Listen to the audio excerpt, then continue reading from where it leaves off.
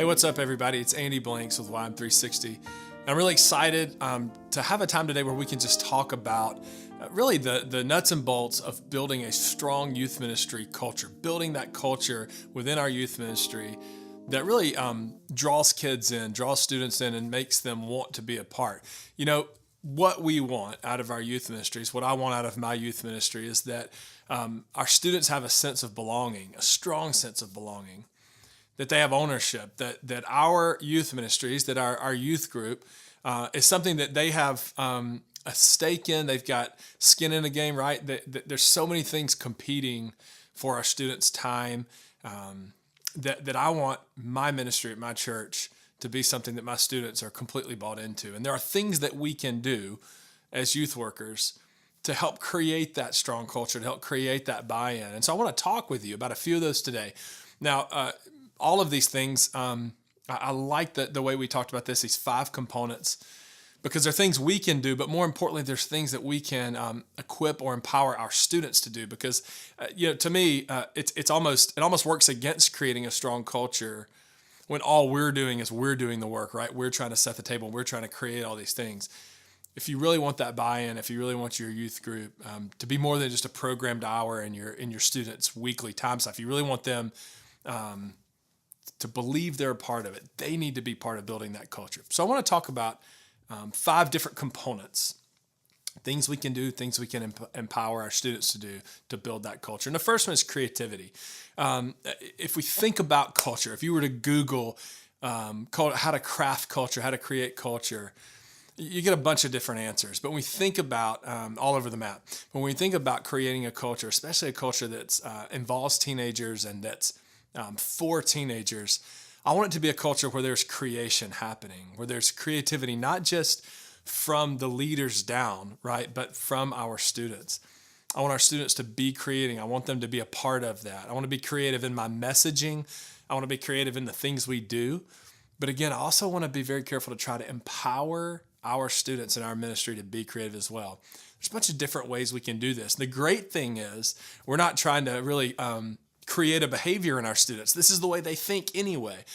The world they live in, it's one of the most beautiful things about where we are as a culture with technology, is that our kids are creators, they're makers. They don't even know, they don't even see themselves as that, but they are. They take pictures and they edit songs and they're making videos. And so one of the things we can do to really empower culture and create culture in our ministries is that we can create situations where our students are being creative and contributing creatively to our ministries. And so that can look like a student worship band. We partner with so many churches around here. I was with a church not too long ago and was blown away by the level of excellence of their student worship band. I looked at the youth pastor, I was like, my gosh, these kids are killing it. And he said, that's their thing. We've got some musicians, we've got some very talented singers and songwriters, and so they're using those creative tools, leading their peers in worship. Let your students do your announcements. Let your students create videos for your announcements. Let your students create and edit videos for your retreats, for your camps. Don't have, maybe it's better if you have somebody on your church staff, right? Maybe if you've got a video guy or a video team, you have that luxury. Maybe it's a better product if they do it, but forget that. Let your students do it. Let them have a hand in creating. There's nothing quite like creating things for your peers to help students buy into your ministry. So again, one of the ways we create culture is allowing your students, you being creative, right, and thinking creatively, but allowing your students to participate in that as well. Communication. Communication is the second element. I want to speak about this just for a second. This topic actually grows out of a magazine article. If you're familiar with YM360 Magazine, I wrote this piece for that, and we just want to kind of flesh it out a little bit more today. But I mentioned in the magazine article, there was a book years ago. So many of us are familiar with Seth Godin, and one of Godin's early books, gosh, I guess it was 10 years or so ago, was called Tribes. And the way Godin talked about communication in tribes has resonated with me ever since, and I've used this framework for years, and I think it's so wise. And Godin talks about communication in 3 ways, and I want to use that framework for how we think about communication as building a strong youth culture. Godin says that we should have three elements of communication. We should be able to communicate from tribe leader to tribe members. Okay, so that's the first one. Tribe member to tribe member, so that's the second one. And then tribe members to outsiders. If we use that framework to think about how we communicate, it really helps us envision how we can create a stronger culture through our communication. The way you communicate to your students, the language you use. Mike Breen, who is an excellent writer on discipleship, has a very meaningful book I'd love for you to check out if you have the time, Creating a Discipleship Culture. It's a very impactful book for me. Mike says all cultures have a similar language.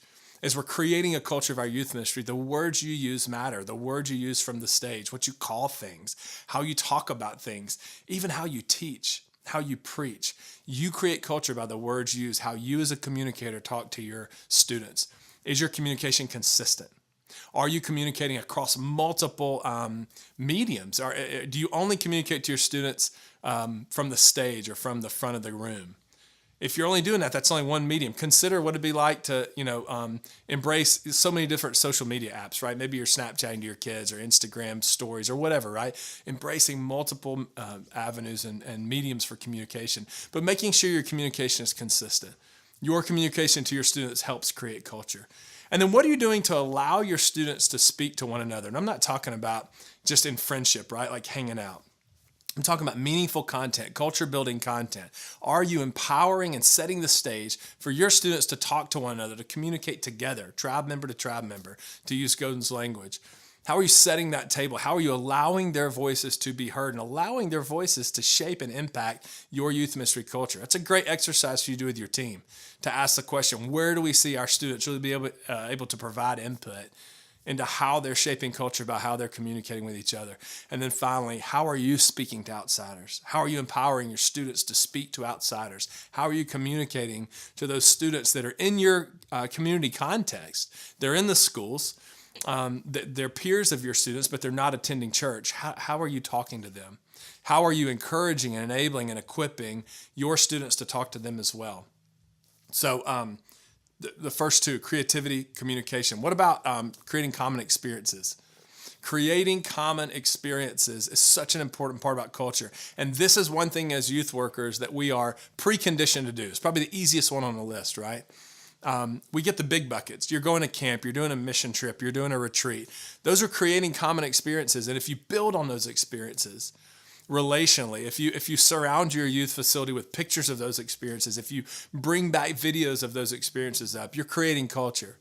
But more than that, I would say, where can you begin to get granular? Where can you get outside of the big buckets of common experiences like camps and retreats? How can you get smaller and more granular? Football games, right? Going to see your kids' basketball cheer competitions, going to see their band contest or whatever, right?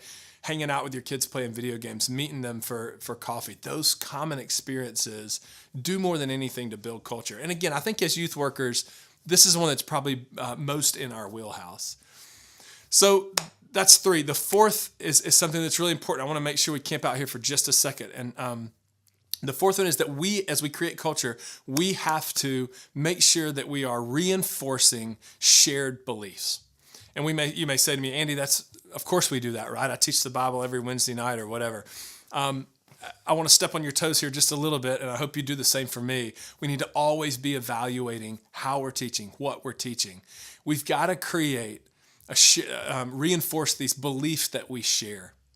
We got to make sure that our Bible teaching is theologically sound and that we're teaching kids systematically, that we have a plan, that we're not just hitting topic to topic and our favorite verse, here and there, like that we're actually building culture by reinforcing these shared beliefs. So many of you are familiar with the work of the National Study on Youth and Religion. It started in the early 2000s. There have been different stages of that. One of the findings of that study that's still relevant today, because it's reinforced by studies that come after it, is that teenagers in general have a really hard time articulating the basic tenets of their faith. They say, yeah, I'm a Christian, right? Like I believe in God and I believe the Bible's His Word and some things like that, right? Maybe they know that salvation is through faith and those type things. But when you begin to drill down on the core theological tenets of their faith, studies show that teenagers have a really hard time articulating those. Are you reinforcing core beliefs? See, those core beliefs bind us together. As we think about building a culture, a youth ministry culture, we're bound together by those shared beliefs. The more that you can communicate those to your students, make them a part of your youth ministry, have an environment where maybe you even write out your core beliefs, right? Maybe you even articulate some key theological statements and have them around your youth group. Involve your students, embrace that creativity. Do whatever you can to kind of reiterate and reshape those core beliefs. And finally, the last component of really building a strong youth ministry culture is commitment. Now, this works both ways. We have to have, if we're going to build a culture, we have to have students that are committed to what they're doing. But here's the cool thing. If you embrace these other characteristics, if you've created a strong culture, then they're more likely to be committed. We want them committed. We need them committed. If you're going to build a culture, you have to emphasize commitment. But here's where it gets personal. We have to be committed as well. We have to be all in. Now, listen, you've got to have good boundaries. You've got to have a healthy, work-life balance when it comes to ministry. We don't want you burned out, but you've got to be all in. You've got to be fully committed to this. There's no perfect ministry. As long as there's people involved, there'll never be a perfect ministry. It doesn't matter. You've got to be all in. You've got to be committed. You've got to be consistent. More than anything, your commitment to your ministry will build a culture that draws your students in. I hope this has been helpful to you. I love thinking about these things. It's such a great moment to kind of have this interaction. I'd love to hear from you. Any thoughts you have about building culture, just leave it in the comments section. And again, just thank you so much for what you do. It's a real joy to serve you on behalf of everyone at YM360. And I hope to see you again soon. Take care.